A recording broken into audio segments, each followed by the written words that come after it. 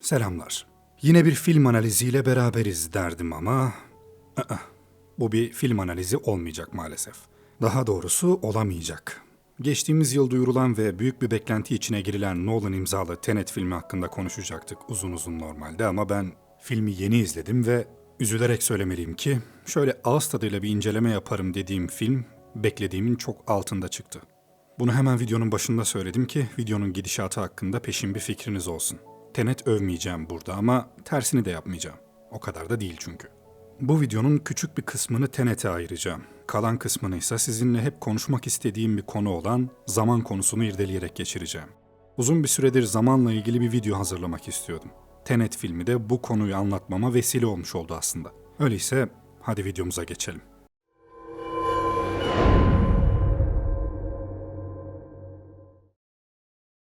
Tenet filmi duyurulduğundan bu yana hakkında hiçbir bilgi edinmedim. Fragmanlarını dahi izlemedim. Bana çok fazla bu film hakkında video hazırlamam gerektiği, Matrix benzeri kafa patlatan bir film olduğu söylendi. Ben de sinemanın büyük bir kuraklık yaşadığı bu yıllarda gerçekten güzel ve büyük bir yapım izleyeceğim beklentisine girip filmin Blu-ray versiyonunun çıkmasını bekledim. Belki de beklentiyi çok yüksek tuttuğum için filmden istediğim hazzı alamadım bilmiyorum ama film bittiğinde evet Nolan bir şeyler denemiş demekten öteye gidemedim. Tabii ben bunu söyleyecek dünyadaki son kişiyim belki de. Zaten bu bir eleştiri bile değil. Sadece ne hissettiysem onu söylüyorum. Bazı şeylerin kalitesi çeşitli kıstaslarla ölçülür ama bazen de buna karar verecek olan tek şey hislerinizdir. Film bittiğinde ne büyük kafa karışıklıkları ne de etkilenmiş hissettim. Etkilendiğim tek şey farklı zaman çizgileri üzerinde dövüşen karakterlerin koreografileri oldu. Filmi izlediniz ve bittiğinde kafam çok karıştı, hiçbir şey anlamadım. Ne oldu şimdi gibi duygulara kapıldıysanız hiç üzülmeyin. Çünkü bu çok normal. Zaman konseptli konular genelde kafa karıştırıcıdır ve yalın bir dille anlatmaya pek müsait değillerdir. Zaten bana göre bu filmin anlatmak istediği temel bir konu da yok. O yüzden ne anladıysanız onu anlamanızı istemiş Nolan. Yine bir Nolan filmi olan 2000 yapımı Memento da oldukça kafa karıştırıcı bir filmdi. Nolan izleyicinin aklını karıştırmayı seviyor. Memento'yu izlediğimde neredeyse her şey bir soru işareti olarak kalmıştı aklımda ve filmi anlayabilmek için tekrar izlemem gerekmişti. Anlayamadığım şeyler yüzünden rahatsız olup anlamak için çaba sarf etmiştim ama Tenet'i izlediğimde anlayamadığım şeyler beni rahatsız etmedi. Dediğim gibi belki de Nolan'ın bilinçli olarak kurduğu bir yapıydı bu. Tenet filmi, Sator karesi olarak bilinen eski bir palindrom ve büyük baba paradoksu olarak bilinen bir zaman paradoksu üzerine kurulu. Filmin hızlıca bir özetini yapmadan önce bu paradokstan ve Sator karesi olarak bilinen palindromdan bahsetmek istiyorum. Merak etmeyin, spoiler uyarısı vereceğim. O dakikaya kadar rahatça izleyebilirsiniz videoyu. Biliyorsunuz kanalımda birçok antik medeniyetin mitolojilerinden ve tarihlerinden bahsettim. Haliyle bu uygarlıkların yazıtlarını, hiyerogliflerini, kalıntılarını inceleme ve araştırma şansı bulmuştum. O yüzden Tenet ismini duyduğumda da bunun bir palindrom olduğu hemen gözüme çarpmıştı. Bu isim aslında Sator kutusu olarak bilinen en eski palindromun merkezinde yer alan bir isim. Palindromlar tersten okunuşu da aynı olan kelime, cümle ya da sayılara deniyor.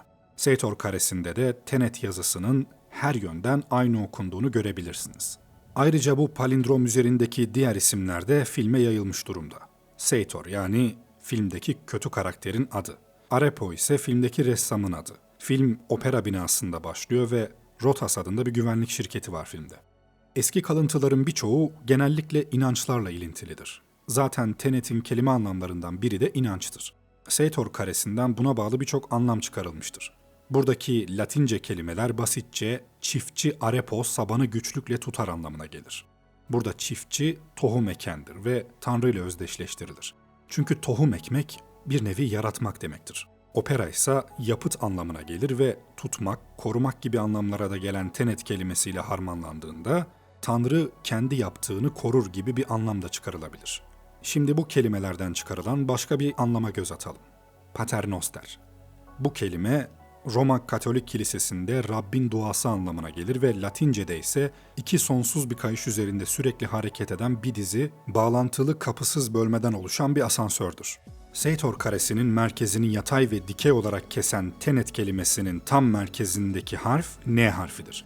N harfini merkeze alıp bu paterni uyguladığımızda ve palindromdaki A ve O harflerini ki bunlar alfa ve omega yani başlangıç ve bitişi temsil eder, yanlara ittiğimizde böyle bir şekil elde ederiz. Açık bir haç işaretine benzediği aşikar değil mi? Bu sonsuz döngüyle çalışan asansörlere benzer bir yapı filmde de vardı hatırlarsanız. Karakterlerin girdiği zaman kapsülleri. Özetle üzerinde daha birçok anlam yüklü olan bu Sator karesi daha çok inanç ve zamanla ilişkilendirilmiştir. Filmde de bu güzel bir şekilde yerleştirilmiş durumda. Başlangıçlar ve bitişlerin sürekli bir döngüde olduğu, yaşanmış olayların ve yaşanacak olayların zaten yaşandığı, her aksiyonun sonsuz bir döngüde olup bittiği, geçmişe dönsek bile yaşanacak olanların yine yaşandığı vurgulanmış. Şimdi Tenet'in çok kısa bir özetini yapalım. Henüz izlememiş olanlar ve spoiler yemek istemeyenler belirttiğim dakikaya gidebilirler. Film bir opera sahnesiyle başlıyor. Tenet adında bir organizasyon kuran isimsiz bir kahramanımız var. Opera baskınında gizemli bir kişi tarafından hayatı kurtarılıyor. Daha sonra bu kişinin Neil adındaki karakter, yani onun işe aldığı ortağı olduğunu öğreniyoruz. Sözde bir 3. Dünya Savaşı'na engel olmak için çalışan bu ekip aslında Andrei Sator adında Rus bir oligarkın dünyayı kendisiyle birlikte yok etme planına engel olmak için çabalar halde buluyor kendisini. Filmin kötü karakteri Sator, eşine şiddet uygulayan ve ölmek üzere olan bir kanser hastası. Ya benimsin ya kara toprağın mantığıyla kendi ölümüyle dünyanın sonunu da planlayan Sator'un motivasyonu bana biraz çiğ geldi açıkçası. Dünyanın düzeni ve kaderiyle oynayan başarılı kötü karakterlerin, örneğin bana göre gelmiş geçmiş en iyi bilim kurgu ve sınır bilim dizilerinden biri olan Fringe'deki William Bell ve David Robert Jones gibi oldukça başarılı yazılmış karakterlerin yanında Sator'un motivasyonu bana biraz yetersiz geldi. Gelecekte insan medeniyetinin sonunu iyi görmeyen insanlar geçmişe savaş açmaya karar vermiş ve gelecekte bir bilim adamı tarafından icat edilmiş bir algoritmanın geçmişe gönderilmesi ve Sator'un onu kullanması için teşvik edilmesiyle geçmiş dünyanın sonu amaçlanmış. Bu da dede paradoksunu akıllara getiriyor. Paradoks basitçe şöyle: zaman yolculuğu yapan birinin geçmişe gidip dedesini babaannesiyle tanışmadan önce öldürdüğünü varsayalım. Bu durumda zaman yolcusunun doğumu mümkün olmayacaktır. Böylece geriye dönüp dedesini öldürmesi de mümkün olmayacaktır. Filmde de bu paradoksa değiniliyor ama anlaşılan gelecekteki insanlar bu paradoksu çok da sallamamış görünüyor. Dünyanın geçmişi yok olsa da biz yine var olmaya devam ederiz diye düşünmüşler. Ya bir şey diyeyim mi, ben özet yaparken sıkıldım şu an. Filmde sürekli böyle dünyanın geleceği gibi ciddi bir konuda yazı turu atılıyor çünkü. Tenet ajanlarının talimatını beklemeden Sator'u öldüren şu kadın mesela. Ne yapıyorsun ablacığım sen? Savunması da şu: onun kazanmış hissederek ölmesine izin veremezdim. Dünyanın geleceğinin iki insanın arasındaki evlilik sorunlarına dayalı olduğu Tenet filmini mutlaka izleyin diyeyim, ne diyeyim. Lynch incoming. Film eğer kafanızı karıştırdıysa filmdeki olup bitenleri gayet güzel bir şekilde açıklayan şöyle infografikler var. Biz asıl konumuza dönelim en iyisi arkadaşlar. Zaman. İnsanoğlunun yüzyıllardır üzerinde düşündüğü, hala ne olduğundan tam olarak emin olamadığımız gizemli bir fenomen. Zaman nedir? Aslında bunu hepimiz biliyoruz değil mi? Çünkü onun içinde yaşıyoruz. Mesela basitçe diyebiliriz ki zaman bizim yaşlanmamıza sebep olan şeydir. Zaman ve entropi ile her şey doğar, büyür ve ölür. Çünkü üzerinden zaman geçmiştir. Hiç kimse ve hiçbir şey zamanı yenemez. Gördüğümüz her şey ona boyun eğmek zorundadır. Biz 21. yüzyılın insanları olarak ortalama 78 yıl yaşam sürüyoruz. Aldabra dev kaplumbağası 2006 yılında öldüğünde 256 yaşındaydı. Biyolojik olarak ölümsüz hayvanları ve mikroskobik canlıları saymazsak, dünya üzerinde en uzun yaşam süren hayvanlar ortalama 250-300 yıl yaşayabiliyor ve sonunda zamana yeniliyorlar. Peki ya gezegenimiz, güneş sistemi, gözlemleyebildiğimiz tüm evren, hepsi ama hepsi zamanın avucunun içinde. Bize göre ne kadar uzun süreceğinin bir önemi yok. Üstün gelen tarafın zaman olacağını biliyoruz. Peki hem yaşatma hem de yok etme gücüne sahip olan bu gizemli olgu aslında nedir? Günlük hayatımızda pek çok kişi için zaman kolay kavranabilen ve oldukça basit bir şekilde algılanabilen bir olgudur. Bu düşüncenin nedeni her şeyin zaman içinde var olmasından kaynaklanır. Günlük deneyimlerimizle zaman arasında bir bağ kurmak için herhangi bir aracıya gerek yoktur. Dolayısıyla zamanı deneyimlemek kendiliğinden yapılabilecek kadar basit bir olaydır. Bu durum çoğu kişinin zaman kavramına dair üzerinde düşünmemize gerek olmayacak kadar hakkında bilgi sahibi olduğumuz düşüncesine varmasına neden olur. Ancak zaman mahiyeti üzerinde felsefi bir soruşturma yapmaya kalkan biri, ilk çağdan beri zaman üzerine düşünceler üreten felsefecilerden 20. yüzyıl zaman felsefesine kadar geçen süreç içerisinde felsefecilerin zamanın mahiyeti üzerine sorulan sorulara kesin bir cevap veremediklerini veya ortak bir bakış açısında birleşemediklerini gözlemleyecektir. Aynı şekilde bir bilim tarihi taraması yapıldığında da zamana dair yapılan saptamalardaki değişiklikler gözler önüne serilecektir. Ne olduğunu kesin olarak bildiğimizi söylediğimiz bu kavram üzerine yapılan tartışmalarda bu denli farklı görüşlere rastlanması, zamanın neliği üzerine tekrardan düşünmemiz gerektiğini açıkça ortaya koyuyor. Günümüzde zamana dair konuların modern fiziğin çalışma alanı içerisinde incelenmesi gerektiğine dair yaygın bir görüş vardır. Her ne kadar özellikle 20. yüzyılın fiziğindeki devrimsel gelişmeler ışığında zaman kavramı üzerinde oldukça önemli düşünceler ortaya çıkmış olsa da, genel olarak fizik, zamanın ne olduğuyla ilgilenmez. Fizik için zaman, t ile gösterilen ölçülebilir bir veridir. Fizik için zamanın tanımsız kalması bir sorun oluşturmaz. Çünkü doğa olaylarının fiziksel olarak açıklanmasında t yeterlidir. Ancak felsefe için zamanın ontolojik boyutuna dair tartışmalar sürmeye devam ediyor. Dolayısıyla zamanın ne olduğunu tam olarak anlayabilmek, esas olarak felsefi bir soruşturma yapmaktan geçer. Zaman kavramı disiplinler arası bir çalışma gerektirmekte ve her türlü bilim dalının verilerinden yararlanmayı gerektirmektedir. Ancak felsefe dışındaki disiplinler için zaman, dolaylı olarak bilinmesi yeterli görülebilir bir araçken, felsefe içinse mahiyet bakımından ne olduğunu anlamaya çalıştığımız bir amaç halindedir. Çünkü felsefe için zaman gizemliliğini korumaktadır. Bütün bunlar dikkate alındığında felsefe alanında zaman kavramı üzerine çalışmaların en önemli ve belki de cezbedici kısmı konunun gizemliliğidir. Düşüncelerinden vazgeçip başka bir düşünceye yönelme eğilimine çok fazla alışık olmadığımız birçok sistem filozofu dahil pek çok felsefeci zaman üzerine düşünürken ya kararlarını değiştirmişler, ya ekleme yapmışlar ya da zamanın bilinemeyeceğine dair söylemlerde bulunmuşlardır. Bu durum zamanın henüz çözülmeyi bekleyen gizemlilikte bir kavram olduğunu ve bir felsefeci için bu kadar yanı başımızdayken bu kadar az şey bildiğimiz bu kavramı anlamanın önemini ortaya koyuyor. İnsanın kendi varlığını ve diğer tüm varlıkları anlayabilmesi için zamanın ne olduğunu kavrayabilmesi gerekiyor.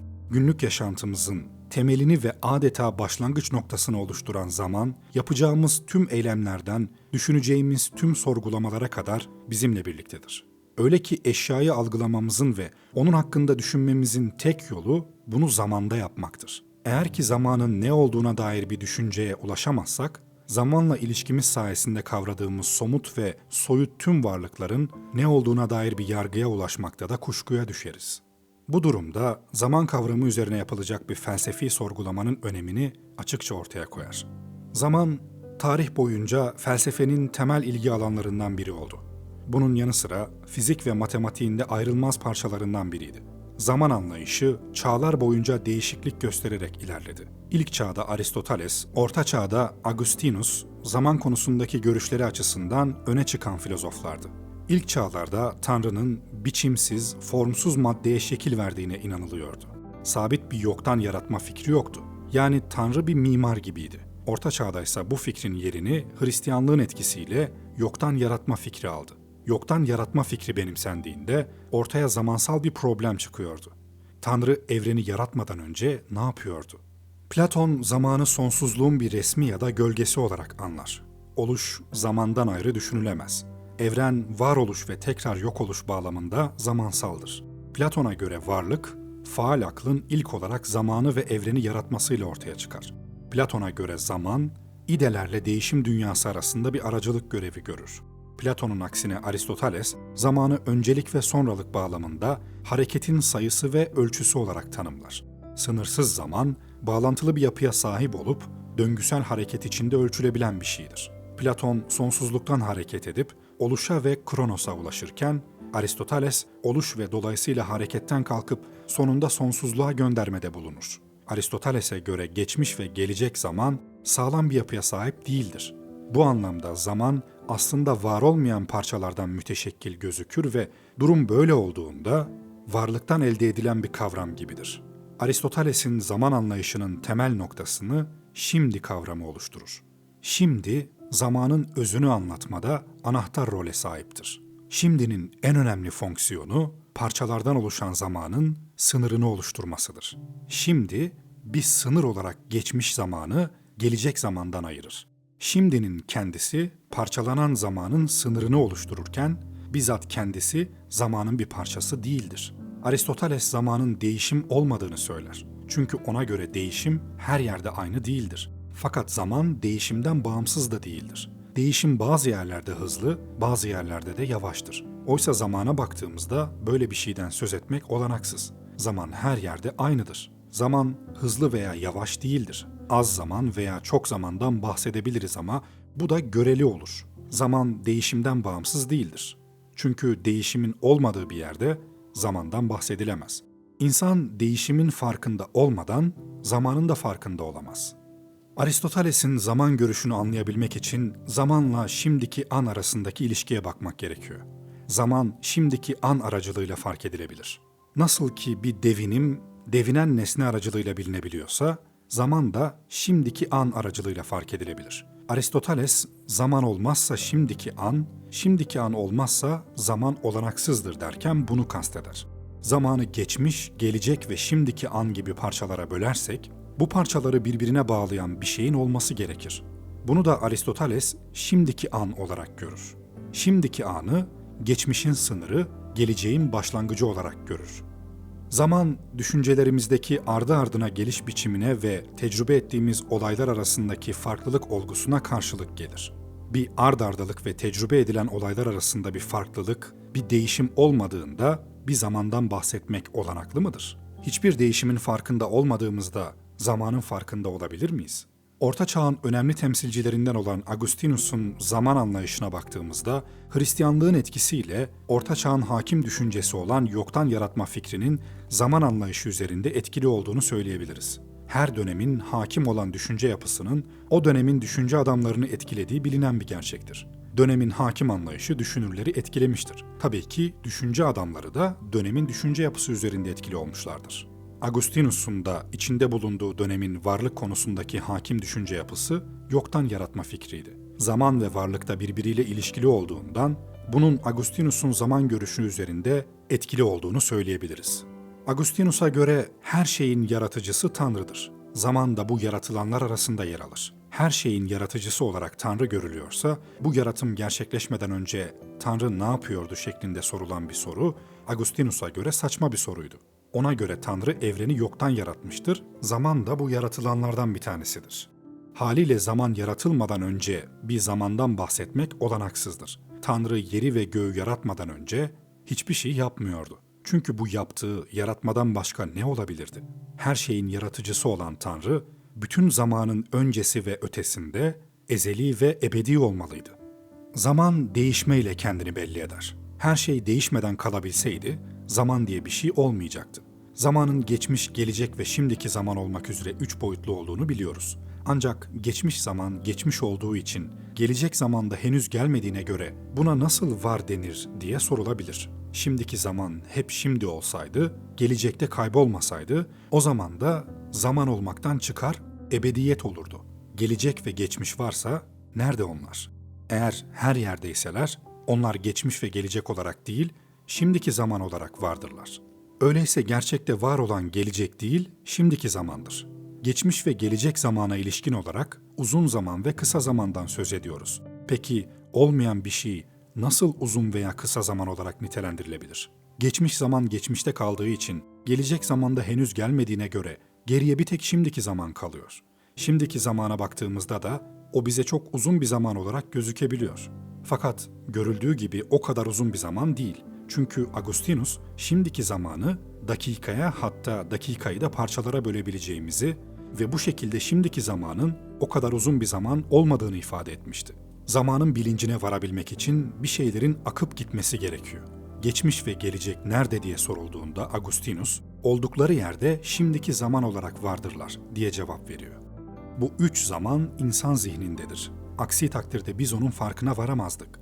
Ona göre zaman aklın veya ruhun bir ürünüdür. Ölçtüğümüz şey, belleğimizde iz bırakan şeydir. İnsanın bakış açısı zamansaldır. Dolayısıyla zaman, insanın bakış açısına ait bir şeydir. Geçmiştekilere ilişkin şimdiki zaman bir anı, şimdikilere ilişkin şimdiki zaman bir anlık olarak görür.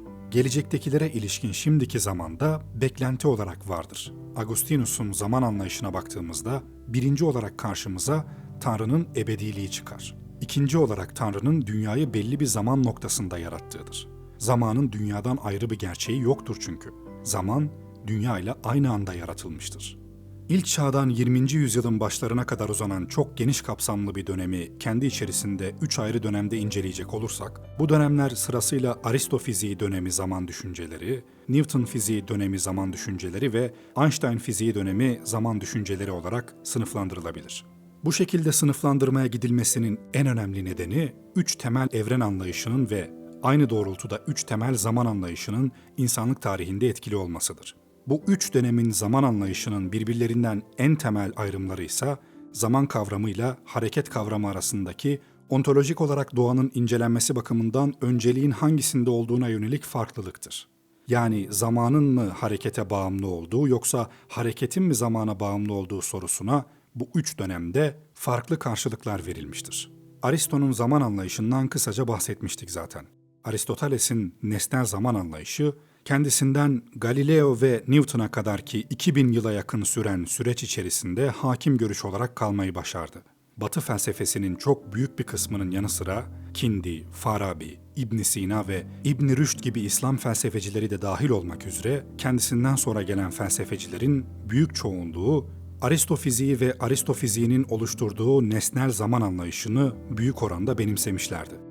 Newton fiziğine kadar felsefe tarihindeki zaman düşüncesinin zamanın öznel mi yoksa nesnel mi olduğu sorusuna verdikleri yanıtlar, filozofların zamana dair düşüncelerinde merkezi rol oynamıştır. Felsefe tarihindeki zaman düşünceleri içerisinde ikinci dönem, Newton fiziğinin hakim olduğu dönemdir. Aristo fiziğinden Newton fiziğine geçişle oluşan yeni evren anlayışıyla birlikte zamana dair saptamalarda derin farklılıklara girildi. Aristo fiziğinin kabul ettiği zamanın harekete bağlı olduğu tespiti, yerini hareketin zamana bağlı olduğu tespitine bıraktı. Dolayısıyla bu düşüncede zaman, hareketten daha temel ve öncül bir kavramdı. Zamana dair bu yeni yaklaşımın en önemli sebebi, Newton fiziğinin getirdiği mutlak zaman anlayışıydı. Mutlak zaman anlayışı, zamanın her türlü hareketten ve evrendeki tüm varlıklardan bağımsız olarak kendi başına bir varlık teşkil ettiğini savunuyordu. Bu bağlamda mutlak zaman anlayışı, nesnel zaman anlayışının savunduğu zamanın hareket, değişim gibi fiziksel ögelere bağlı olduğu görüşünü reddettiği gibi, öznel zaman anlayışının savunduğu, zamanın insan düşüncesine bağlı olduğu görüşünü de reddediyordu. Isaac Newton, zamana dair yaptığı tespitlerle Einstein'a kadar gelen 200 küsür yıllık süreç içerisinde mutlak zaman anlayışının en yaygın görüş haline gelmesine neden oldu. Newton, zamanın insan ölçümü ve hissiyatından tamamen bağımsız, doğası gereği eşyayla ilişkiye girmeyen, matematiksel sistemi olan bir ontolojisinin olduğunu söylüyordu. Dönemin diğer filozoflarından René Descartes ve John Locke gibi isimler de mutlak zaman anlayışını kendi düşünce sistemlerinde kullandılar ve zamanın ne ölçtüğümüz gibi ne de hissettiğimiz gibi olduğunu, başlı başına bir varlık olarak bulunmasının yanı sıra mekanla birlikte diğer tüm varlıkların var olmasını sağlayan bir yapıda olduğunu kabul ettiler. Bu yaygın kabulün karşısındaysa dönemin diğer filozofları olan Leibniz, Spinoza, Hume ve Berkeley gibi isimlerin ortaya attıkları ilişkisel zaman anlayışı vardı. İlişkisel zaman anlayışı, zaman ve mekanın birer varlık olmadıklarını, maddeyle aramızdaki bağlantıyı sağlayan ilişkiler topluluğu olduğunu savundu. Bu görüşün en önemli temsilcisi olan Leibniz'e göre zaman, iki olay arasındaki zamansal ilişki, uzaysa iki olay arasındaki mekansal ilişkiydi. Dolayısıyla zaman ve uzayın varlığı her zaman en az iki olaya bağlı olduğu için Newton'un savunduğu gibi mutlak olamazdı. Aynı şekilde Spinoza, zamanın öze değil, varoluşa ait bir şey olduğunu söyleyerek bir çemberin veya üçgenin özünün şu anda Adem'in yaratıldığı zamana kıyasla daha uzun süre var olmuş olduğunun söylenemeyeceğini düşünmüştü. Görünen ve dokunulabilen somut nesnelerin düzeninden mekan kavramına ulaştığımız gibi, İzlenimlerin ve tasavvurların peş peşe gelmesinden zaman kavramına ulaştığımızı söyleyen David Hume da, zamanın hem bilinçte hem de olgular dünyasında karşılığı olan ilişkisel bir kavram olduğu sonucuna varmıştı. Mutlak zaman anlayışına karşı geliştirilen bütün bu düşünceler, kendi döneminde arka planda kalmalarına rağmen, özellikle Einstein fiziğinin yeni tespitleriyle yeniden gün yüzüne çıktı ve çağımızda yeniden yorumlandı. 20. yüzyılın başına kadar geliştirilen zaman düşünceleri arasında hiçbir düşünce, zamanın izafi olabileceğiyle ilgili en ufak bir şüpheye dahi varmamıştı. Einstein'a kadarki düşüncelerin hepsinde zamanın herkes için aynı olduğuna dair kuşku duyulmaz bir kabul söz konusuydu. Ancak zamanın izafiliğini ortaya koyan Einstein için zaman, hareket eden kişiye göre hızlanan veya yavaşlayan bir yapıdaydı. fiziksel olarak zamanın hızlı geçmesi meselesi ilk kez izafiyet teorisiyle ortaya atıldı. Einstein'ın fiziği, kütle çekimi ve hızın artmasıyla zamanın yavaşladığını tespit etmişti. Bu tespitten doğan izafi zaman anlayışı, zamanın herkes için farklı işleyen bir yapıda olduğunu, bizim yapıp ettiklerimizle zamanın değişime uğradığı sonucuna varmıştı. Bu bağlamda zaman kavramı yerine uzay zamanı kavramını getiren Einstein, birbirinden bağımsız olarak üç boyutlu uzay ve lineer bir zaman gibi ayrı ayrılıkların olmadığını, zamanı da uzaydaki bütün koordinatlar gibi bir koordinat olarak düşünmemiz gerektiğini söylemişti. Böylece Aristo fiziğinin hareketi zamana öncelemesi de, Newton fiziğinin zamanı harekete öncelemesi de yanlışlanarak, hareket ve zamanın birlikte oluşturdukları bir sistem tespit edilmiş oldu. Uzaydaki bütün boyutları düşündüğümüzde sol, sağ, ileri, geri ve aşağı, yukarı ya da en boy ve yükseklik olarak 3 boyutu belirlemekteyiz. Zamanın da t olarak bütün bu x, y, z koordinatlarından bir dördüncüsü olduğunu söyleyen Einstein için eni boydan ayırmak ne kadar anlamsızsa zamanı mekandan ayırmak da o kadar anlamsızdı. Zamanla mekan arasında zamansız bir mekan olmadığı gibi mekansız bir zamanda söz konusu olamazdı. Bu konuda insan zihninin farklı bir algılama içerisinde olmasını Einstein bir yanılsama olarak görmüştü. Bizim zamana dair bugüne kadarki ve belki de bundan sonra da değişmeyecek olan algımız Einstein'a göre zihnimizin bir yanılsamasıydı. Bizim zaman algımız zamanın olayların gerçekleşmesini mümkün kılan ancak kendisinin herhangi bir gerçekleşme faaliyetinde bulunmadığı şeklindedir. Yani evrende bir şeyler olmaktadır ve bu olaylar bir zamanda olmaktadır. Ancak zamanın kendisinin katıldığı herhangi bir oluş söz konusu değildir. İzafiyet teorisine göre ise zaman da bizzat oluşun içerisindedir. Bu yüzden oluşu mümkün kılan ayrı bir zaman kavramı yerine oluşun içinde olan bir uzay zaman kavramı getirilmiştir. İzafi zaman anlayışının 20. yüzyıl felsefesine en büyük etkisi, zaman kavramının tek başına değil, bir başka kavramla birlikte ele alınarak yeni bir kavram elde etmek gerektiğine dair yeni bir fikir olmasıydı. Newton fiziğindeki mutlak ve kendi başına olan bir zaman kabulüyle bu tarz bir girişime gitmek mümkün değildi. McTaggart'a kadarki süreçte Aristo fiziği, Newton fiziği ve Einstein fiziği dönemlerinde zamanın mahiyeti üzerine sorulan 3 temel sorudan sonra incelenmesi gereken 4. soru, zamanın kipli ve dinamik mi yoksa kipsiz ve statik mi olduğu sorusudur. Bu soru, felsefe tarihinin başından itibaren düşünürlerin fikirlerinde yer etmiş olsa da ilk kez sistematik olarak McTaggart tarafından ele alınmıştır. McTaggart, eğer zaman varsa zamanın nasıl bir gerçeklik yapısında olabileceğine dair yaptığı araştırma sonucunda 2 temel ihtimal olduğunu söylemiştir. Bu ihtimallerden biri, zamandaki herhangi bir olayın ya geçmişte, ya şimdide ya da gelecekte bulunuyor olması ve zamanın geçmiş, şimdi ve gelecek olarak 3 dilime ait bir ontolojik yapıda olmasıdır. İkinci ihtimal, herhangi bir olayın başka bir olaydan ya önce olduğu ya da sonra olduğu ve bu bağlamda zamanın önce ve sonrayla ilişkili bir ontolojisinin olma ihtimalidir. McTaggart bu ihtimallerin ilkine A serisi, ikincisine B serisi adını vermiştir. McTaggart'ın A serisi ve B serisi yeni bir düşünce olmamasına rağmen bu iki seriyi birden inceleyerek zamanın bunlar dışında bir gerçekliğinin olamayacağına dair yaptığı tespit ve zamana dair bu tür bir sınıflandırma ilk kez McTaggart tarafından yapılmıştır. Bu bağlamda McTaggart 3 önerme ileri sürmüştür. Birinci önerme, zaman ancak değişimle mümkündür. İkinci önerme, değişim ve zaman ancak A serisiyle mümkündür. Üçüncü önerme, A serisi çelişkilidir, o halde zaman gerçek dışıdır. McTaggart'ın zamanın gerçek dışılığı argümanından sonra 20. yüzyılda zaman felsefesi adı altında yeni bir disiplin ortaya atıldı. 20. yüzyıl zaman felsefesi, zamanın mahiyetiyle ilgili tarih boyunca sorulan sorulara McTaggart'ın argümanıyla gelen yeni yönelimleri de ekleyerek tartışmanın yeni bir boyuta yönelmesine katkıda bulundu. Bu bağlamda pek çok yeni düşünce, akım ve teori ortaya atıldı. Günümüzde de zaman hala araştırılan ve tartışılan bir mefhum olarak varlığını sürdürüyor. Bu konuda tam bir mutabakat sağlanması da zor gibi görünüyor. Zaman konusunda ortaya atılmış tüm teorileri tek bir videoda anlatabilmek çok zor. O yüzden şimdilik zamanın uzun tarihine burada bir nokta koyalım ve daha sonra yine hakkında uzun uzun konuşmak üzere rafa kaldıralım. Zaman ayırdığınız için teşekkürler. Bir sonraki videomda görüşmek üzere. Kendinize iyi bakın, hoşça kalın.